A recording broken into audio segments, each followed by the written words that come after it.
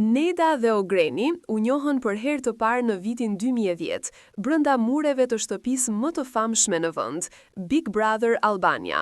Aty ku shumë histori lindi në shuhen brënda pak ditësh, historia e tyre u dallua si një nga më të sinqertat dhe më të qëndrueshmet.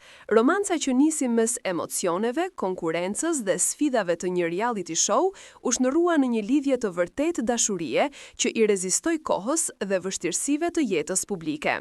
Në vitin 2015, pas 5 vitesh bashk, ata e kurorëzuan dashurinë e tyre me martesë, duke ndërtuar një familje të lumtur dhe duke sjellë në jetë 2 djem që për shumë kohë ishin arsyeja më e madhe e buzëqeshjeve të tyre në rrjete sociale.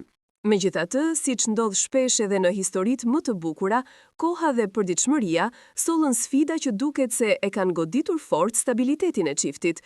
Sipas burimeve të Vox News.al, marrëdhënia mes Nedës dhe Ogrenit kishte kohë që po kalonte një periudhë të ftohtë me mosmarrëveshje që shtoheshin me kalimin e viteve.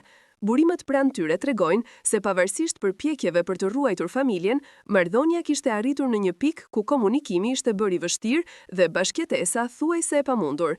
Pas më shumë se një dekade së bashku, ata kanë vendosur të ndahen, duke i dhënë fund një kapitulli të rëndësishëm të jetës së tyre. Ndarja vjen në një moment mjaft të ndjeshëm edhe për familjen e Ogrenit, pasi motra e tij, ministrja Belinda Balluku, ndodhet aktualisht në nënhetim nga SPAK. Situata ka shtuar tensionet dhe vëmendjen mediatike rreth çiftit, duke e bërë procesin e ndarjes edhe më të vështirë. Megjithatë, miq të afërt të tyre kanë treguar se Neda dhe Ogreni po përpiqen të ruajnë qetësinë dhe respektin e ndërsjell, duke vendosur në plan të parë mirëqenien e 2 fëmijëve të tyre.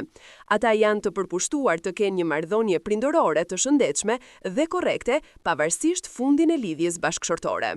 Në rrjetet sociale, Neda ka preferuar të mbetet diskrete për situatën, por së fundmi ajo ka njoftuar në Instagram se do të jetë e ftuar në emisionin Goca dhe Gra, sot në orën 21.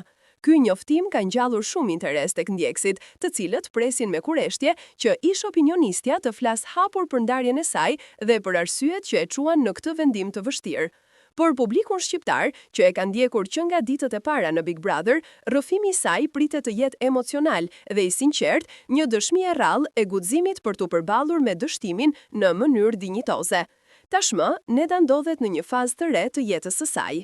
Pas shumë vitesh përkushtimin ndaj familjes dhe karrierës televizive, ajo duket e vendosur të nis nga e para, duke u fokusuar tek vetja dhe tek rritja e fëmijëve të saj.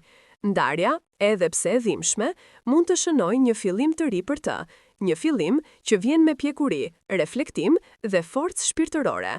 Publiku që e ka dashur dhe ndjekur ndër vite, e pret me mbështetje dhe kureshtje për të parë se çfarë do të sjellë Neda në këtë kapitull të ri të jetës dhe karrierës së saj.